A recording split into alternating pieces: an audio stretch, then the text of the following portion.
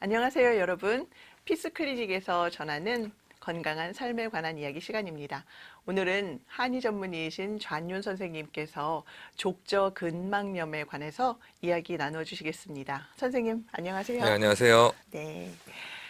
제가 보니까 예전에는 발에 관해서 저희가 그렇게 관심이 없었단 말이죠. 예, 그런데 맞습니다. 언제부터 이렇게 발에 대해서 관심이 있게 되었고, 또 사실 발이 굉장히 신체 부분에서 중요하다고 그런다는데 어느 정도인지 좀 말씀 좀 해주세요, 선생님. 예, 인간의 역사에서 보면 인간이 직립을 하면서 걸을 때요. 사람들은 대부분 다 걷는 거를 많이 했을 거라고 생각하지만 실제로 사람은 뛰는 거를 많이 했습니다. 따라서 이 발의 구조는 굉장히 중요해요. 왜 중요하냐면 나이 들어보면 가장 알 수 있어요. 나이 들어서 가고 싶은 데를 걸어서 못 가고 화장실을 못 가면 아, 걷는 것이 그렇게 중요하구나 라는 걸 느낄 수 있습니다. 그런데 현대인들은 많이 걷지 않기 때문에 족저근막염이라는 것을 대단히 많이 앓고 있어요. 특별히 한국하고 미국을 비교해 보면요. 발 전문의가 한국에는 없습니다. 근데 미국에는 발만 하는 의사를 따로 교육시킵니다. 발 전문의라고 하는데 한국 같은 경우에는 정형외과에서 발을 위주로 다루시는 분이 있지만 실제로 미국처럼 분화된 의료 체제를 갖고 있지는 않아요. 그러면 미국은 왜 그렇게 발 전문의가 많을까요? 그건 미국 사람들이 잘 걷지 않아서 그래요. 미국 사람들은 쇼핑할 때 보면 잘 알지 않습니까? 어떻게든 그 문 앞에다 주차하려고 뺑뺑 돌아요. 저쪽 멀리는 다 비어 있는데 거기 돕니다. 그 이유는 안 걷거든요.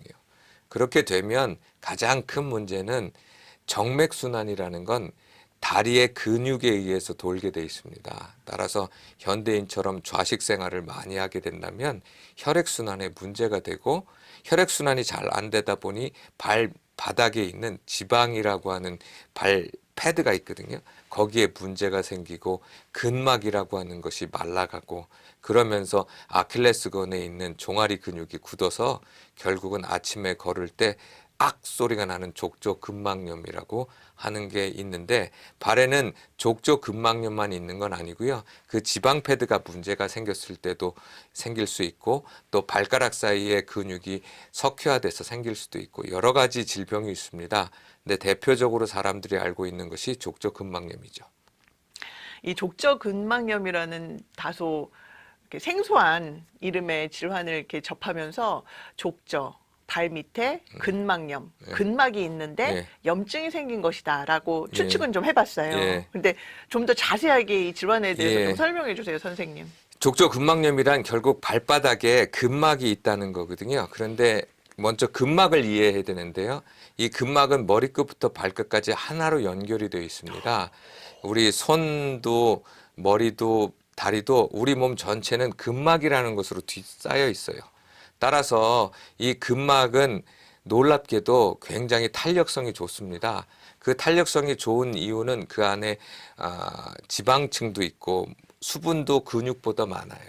그런데 현대인들이 걷지 않다 보니까 이 근막이 말라서 그 탄력성을 잃어버리는 겁니다. 특별히 발이라고 하는 건 우리가 볼 때는 단순한 구조 같지만 실제로 발 전문의가 생길 만큼 아주 복잡한 구조로 되어 있어요. 근육은 많지는 않지만 인대와 근막 그리고 자젤구레한 뼈들이 있어서 우리 몸에 누르는 중력을 이길 수 있도록 만든 구조예요.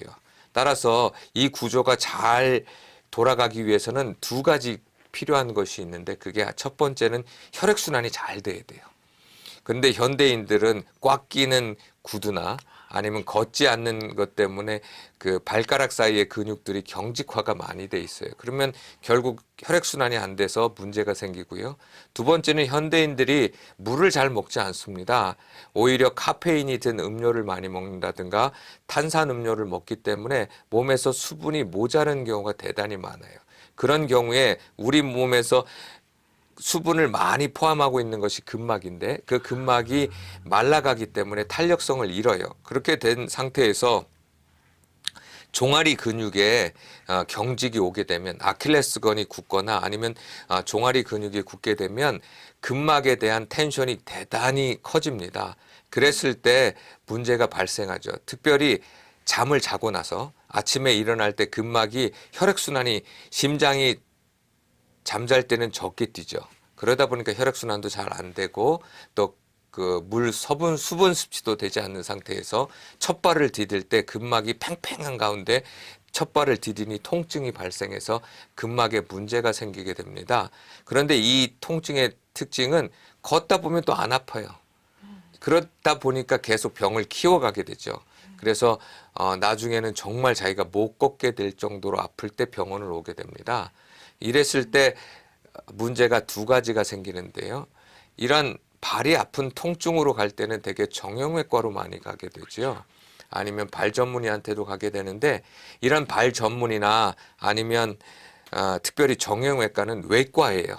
그러니까 결국은 우리 몸 전체를 보지 않고 발만 보게 되거든요. 그런데 족저근막염을 가지고 있는 분들을 제 경험상 보면 대부분 당뇨 환자가 많고요. 아니면 콜레스테롤에 문제가 생긴, 결국 혈액에 문제가 생긴 사람들이 많고요. 또 혈압이 있는 사람들이 많은데 고혈압인 사람들의 특징 중에 하나는 잘 안 걸어요. 그래서 혈압에 문제가 많이 생기거든요. 그런 사람들 또 류마티스 자가 면역 질환을 갖고 있는 사람도 족저근막염에 되게 많이 걸리는데 그건 면역에 문제가 생기기 때문에 우리 몸에 혈액에 문제가 생기게 되죠. 특별히 자가 면역 질환이나 대사 질환에 걸려 있는 사람들은 몸의 대사가 좋지 않기 때문에 기본적으로 운동을 싫어합니다. 그래서 배가 나오거나 아니면 또 여러 가지 질병을 해서 앉아 있는 걸 좋아하고 그러다 보니까 결국은 근육의 혈액순환이 안 돼서 발생하는 질병이기 때문에 어떻게 보면 족저근막염이 발생했다는 건 내 몸의 전체적인 대사에 문제가 생기고 면역 시스템에 문제가 생기고 내가 걷는 운동을 통해서 몸에 있는 독소를 빼지 않는 그런 상황이라는 것을 인식하고 몸 전체를 바꿔야 되겠다라는 생각을 하지 않게 돼서 족저근막염에 걸려 있는 환자들의 대부분이 하는 말은 이거 잘 안 고쳐져. 조금 고치면 또 발생한다. 그 이유가 자기 삶이 변하지 않고 똑같은 형태로 하면서 통증만 줄이는 혹은 항생제를 맞거나 아니면 스테로이드를 맞거나 아니면 약을 먹어서 잠깐 없앨 뿐 이런 이야기들을 많이 하게 됩니다.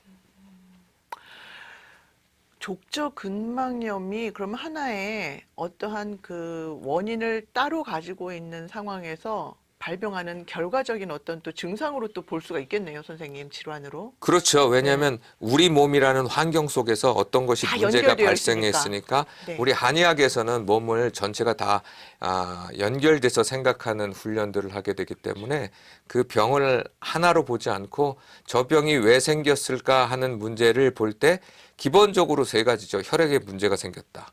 그다음 구조에 문제가 생겼다. 그다음 우리 몸에 수분이나 림프 시스템에 문제가 생겼으니까 저 병이 걸릴 것이고 그럼 그 사람이 가지고 있는 혈액의 문제나 구조의 문제나 림프나 물의 문제, 수분의 문제를 한번 살펴보면 그 문제들이 전체적으로 변화될 때 그 병에 재발이 없는 것이지 한 가지 부분을 통증이라는 측면에서 본다면 통증만 없으면 난 거라고 생각하니까 또 몇 개월 뒤에는 또 발생하는 경우가 많이 생기는 겁니다. 그러면 족저근막염에 대한 치료도 사실 이제 전문의와 만나서 차근차근 치료 과정을 들어가게 된다면 굉장히 새로운 방법으로 접근이 되고 또 치료 기간도 굉장히 장기간이 될 수가 있겠네요. 단순한 통증만 잡는 부분이 아니기 때문에. 맞다고 할 수도 있고 틀리다고 할 수도 있어요. 네. 왜 그러냐면 전문의라고 하는 양방에 특별히 전문의라고 하는 제도가 있는데요.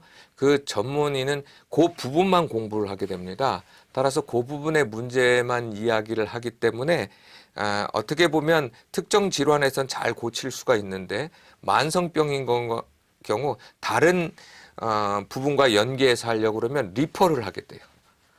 그러면 또 많아지죠. 그렇죠. 만약에 당뇨를 갖고 있다. 그런데 족저근막염이 있다. 그러면 당뇨의 내과 의사하고 또 같이 얘기를 해봐야 되는 문제가 생기고 그러다 보면 또 뭐 류마티스 뭐 이랬다 그러면 내분비과하고 또 연결이 되고 이런 것 때문에 실제로는 누구와 이야기하는 것보다 제가 추천하는 것은 환자 자신이 자신의 몸에 대해서 스스로 공부해가는 과정 속에서 의사의 도움을 받는 것이 도움이 된다고 생각을 합니다.